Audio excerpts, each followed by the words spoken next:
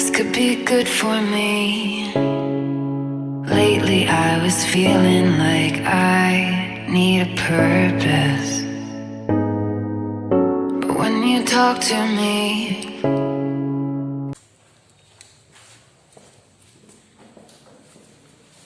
Selamat pagi anak-anak. Pagi Bu. Apa kabar hari ini? Baik Bu. Kok kurang semangat ya? Ya udah, kalau kalian kurang semangat, kita nyanyi dulu ya. Ya Bu. Siapa berani bawa nyanyi? Jangan malu-malu ya. Saya Bu. Maju ke depan. Apa lagunya? Teman-teman, sebelum kita belajar, kita bernyanyi dulu ya teman-teman. Iya, teman. Nyanyi apa? Kita nyanyi di sini senang gitu ya teman-teman. Oke. Satu, dua, tiga, ya. Di sini senang, di sana senang, di mana-mana hatiku senang. Di rumah senang, di sekolah senang, di mana-mana hatiku senang. Tangan dilambai-lambai, pinggul digoyang-goyang, kaki dihentak-hentak, putar badan. Sekali lagi ya, tadinya kan ada gerakannya. Sekarang bisa buat gerakan dan kamu semangat, oke? Oke Bu. Yaudah, adik kita ya. Semangat ya, nggak boleh malu-malu. Oke Bu. Satu, dua, tiga, ya. Di sini senang, di sana senang, di mana-mana hatiku senang. Di rumah senang, di sekolah senang, di mana-mana hatiku senang. Tangan dilambai-lambai, pinggul digoyang-goyang, kaki dihentak-hentak, putar badan. Yaudah, sekarang kita berdoa ya. Ya Bu. Teman-teman, sebelum kita belajar, terlebih dahulu kita berdoa. Dalam nama Bapa dan Putra dan Roh Kudus. Amin. Allah Bapa yang baik, Allah Bapa yang berkata di dalam kerajaan surga. Terima kasih ya Bapa karena pada pagi hari ini Engkau masih memberkati kami di sekolah ini. Ya Bapa, sebentar lagi kami akan memulai pembelajaran kami. Kiranya Engkau yang memberkati kami supaya apa yang diterangkan oleh ibu guru kami dapat kami mengerti dan dapat kami paham. Inilah doa anakmu yang kurang sempurna ini kami panjatkan melalui putramu Yesus Kristus. Amin. Dalam nama Bapa dan Putra dan Roh Kudus. Amin. Makasih, silakan dulu ya. Ya Bu.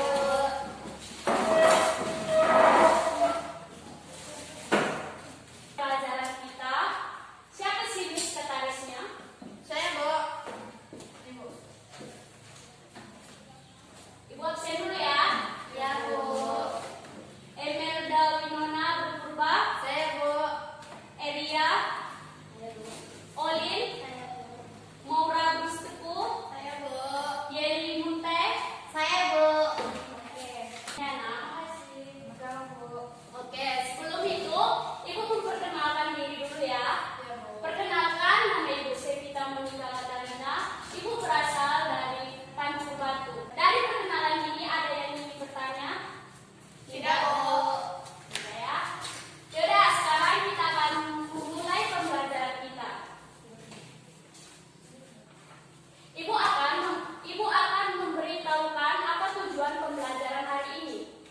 Tujuan pembelajaran hari ini, kita akan mempelajari bagaimana hidup bergereja. Dan lebih khususnya, kita akan mempelajari tradisi-tradisi gereja, khususnya doa. Nanti pembelajaran kita, siapa yang tahu apa itu arti gereja? Nggak tahu kami Bu. Yaudah, Ibu akan memperjelas apa itu arti gereja. Gereja yaitu di mana tempat orang beriman atau orang Kristiani beribadah, seperti berdoa situ. Berarti itu tempatnya ya, Bu? Iya, tempat perkumpulan orang beriman.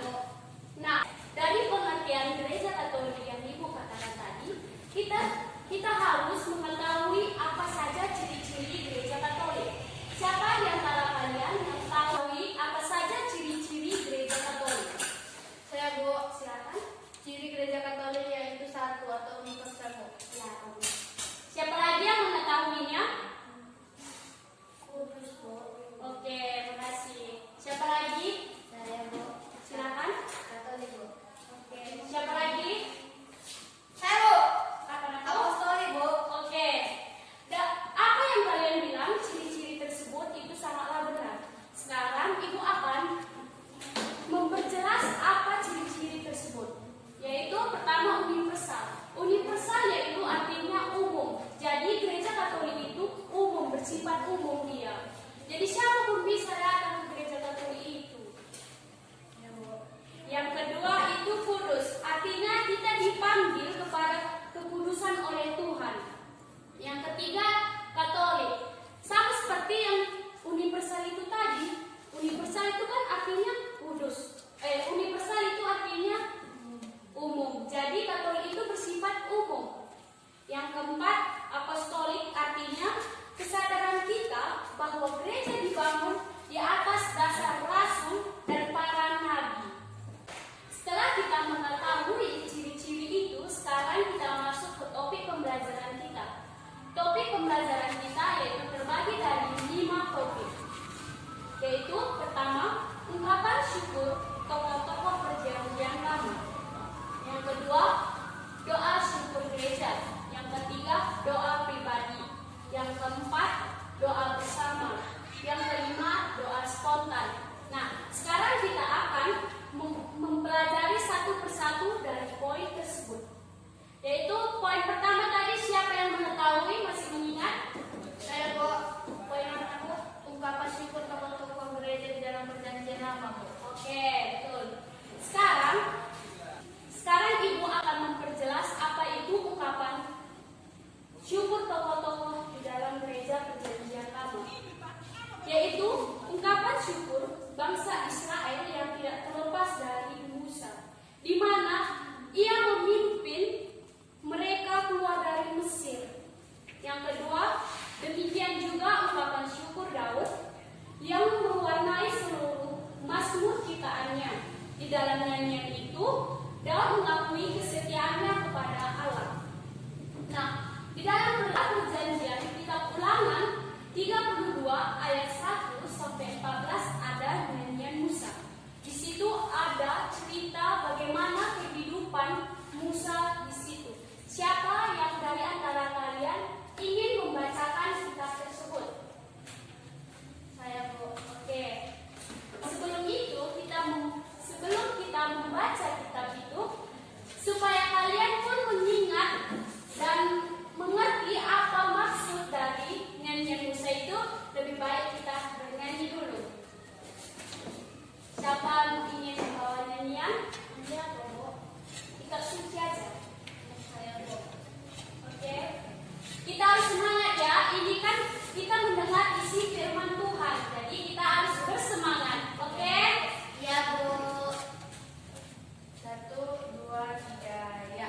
Baca kitab suci, doa tiap hari, doa tiap hari, doa tiap hari.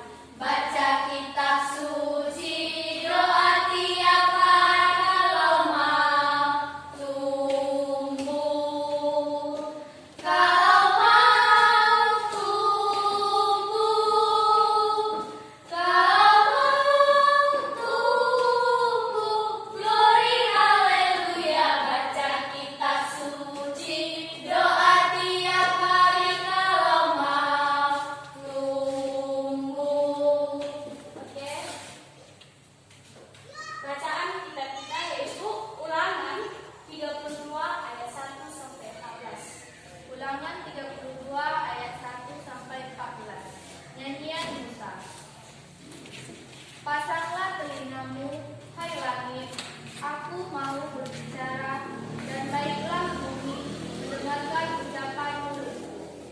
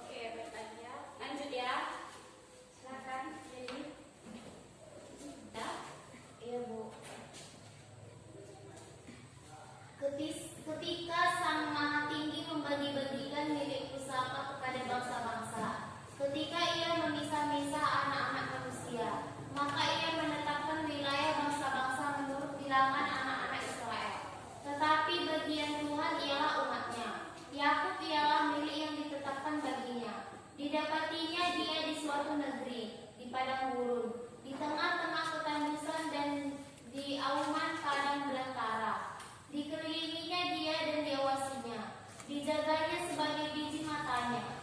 Laksana Raja Wali menggoyang bangkitkan isi sarangnya, melayang-layang di atas anak-anaknya, mengembangkan sayapnya, menampung seekor dan mendukungnya di atas kepaknya. Demikianlah Tuhan sendiri menuntut dia, dan tidak ada Allah asing menyertai dia. Dibuatnya dia berkendaraan mengatasi bukit-bukit di bumi, dan memakan hasil dari ladang. Dibuatnya dia mengisap madu dari bukit batu, dan minyak dari gunung batu yang keras, dari lembu sapi dan susu kambing domba, dengan lemak anak-anak domba, dan domba-domba jantan dari Basan dan kambing-kambing jantan, dan dengan gandum yang terbaik, juga darah buah anggur yang berbuih engkau minum. Sudah, Bu. Oke. Dari bacaan kisah Kembaran tadi, apakah kalian sudah mendengar dan mengerti dari maksud tersebut? Belum, Bu. Oke. Sekarang Ibu akan menjelaskan apa arti dari kitab Ulangan tersebut. Di dalam kitab Ulangan tadi, di mana saat Musa memasuki dan menjelang wafatnya, Musa mengenal kembali bangsa Israel, di mana perjalanan sejarah di mana Allah tetap setia pada umatnya. Ia menyelamatkan Israel dari perbudakan dan penganiayaan. Allah menyelamatkan dan membimbing bangsa Israel menuju tanah yang dijanjikannya. Nyanyian itu merupakan ungkapan dari iman yang seharusnya mencerminkan iman bangsa Israel yang terhadap Allah yang selalu menyertai mereka. Nah, dari penjelasan Ibu tersebut yang mengerti tentang apa alasan Musa menyanyikan lagu itu. Siapa mengetahuinya? Saya, Bu. Silakan Nora untuk mengenang kembali, Bu. Betul sana. Yang lain? Saya, Bu. Apa? Ungkapan iman Musa. Oke, betul. Nah, sekarang kita akan mempelajari apa makna tradisi perayaan Paskah Yahudi. Nah, sebelum itu Ibu akan memberi pertanyaan apa bentuk-bentuk perayaan Paskah Yahudi yang kalian ketahui?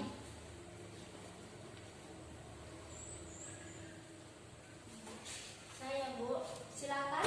Bentuk perayaan kejamuan maka daging. Silakan, siapa lagi mengetahuinya? Saya, Bu. Silakan, yang ada. Makan roti yang tak berani. Oke, betul. Siapa lagi?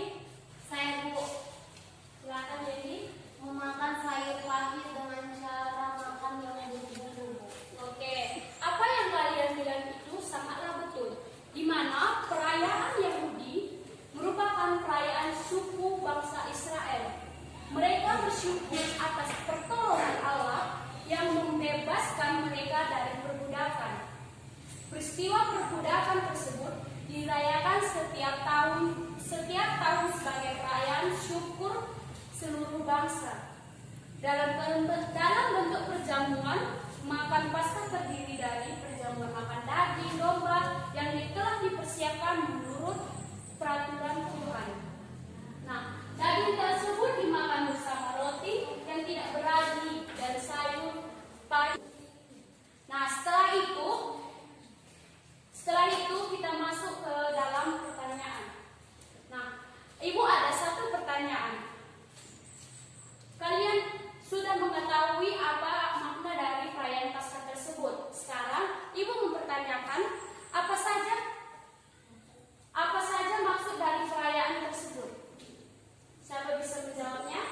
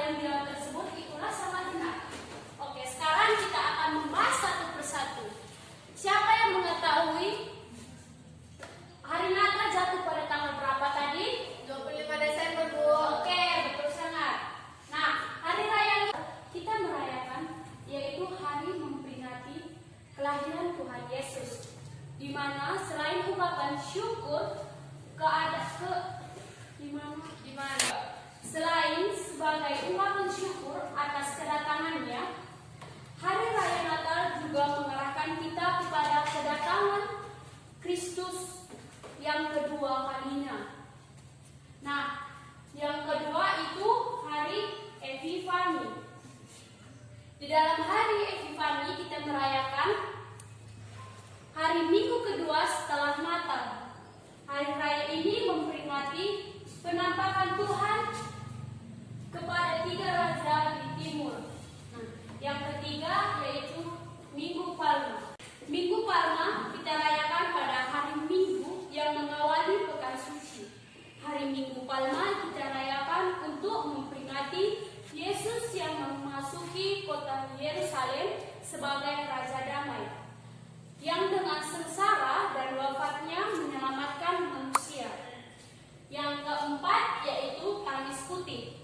Kamis Putih kita rayakan pada hari Kamis dalam pekan suci untuk mengarahkan perjamuan terakhir yang diadakan Yesus Kristus bersama muridnya. Nah, yang kelima yaitu Jumat Agung, dirayakan pada hari Jumat dalam pekan suci sebagai peringatan terhadap sengsara dan Yesus di kayu salib. Yang keenam yaitu Pentakosta. Kita rayakan pada 50 hari setelah hari Minggu Paskah. Keenam yaitu Pentakosta, di mana Pentakosta kita peringati pada hari 50 hari setelah hari Minggu Paskah. Merayakannya turunnya Roh Kudus atas rasul sebagai penuhan janji Kristus kepada muridnya. Baiklah, sekarang kita akan memasuki poin ketiga. Siapa yang mengingat poin ketiga? Emeda terus ada yang apa semangat ini? Doa pribadi, Bu. Ada jawab? Oke, doa pribadi. Siapa mengetahui apa itu arti doa pribadi? Saya, Bu. Oke. Satu-satu dulu ya. Siapa dulu? Yeli dulu. Yeli. Doa pribadi itu Bu ungkapan hati Bu. Oke, betul. Emenda apa? Ketika berdua dengan Tuhan Bu. Oke. Siapa lagi? Saya Bu. Nora. Bercakap-cakap dengan Tuhan. Oke. Apa yang kalian bilang itu sangatlah betul. Sekarang doa pribadi itu yaitu mencerminkan relasi atau hubungan pribadi seseorang dengan Tuhan. Berdoa merupakan salah satu cara untuk bisa kita bercakap-cakap dengan Allah dan mendengarkan Allah yang berbicara. Doa pribadi umumnya berisi penjelasan yang Allah berbicara. Doa pribadi itu biasanya berisi tentang perasaan kita, ungkapan kita, misalnya kita duka, senang, itu yang kita bilang kepada Tuhan. Nah, dari doa pribadi tersebut, siapa memiliki atau mempunyai pengalaman, misalnya dia sedih, dia berdoa kepada Tuhan, tiba-tiba Tuhan besok pagi Tuhan kabulkan doanya, dan akannya di sini membagi pengalaman kalian kepada teman-teman kalian. Saya Bu. Silakan ya, dia apa ceritanya? Dulu kan Bu hari itu kan Bu doa itu kan Bu kayak gini Bu. Hari itu aku pingin kali punya baju kan Bu.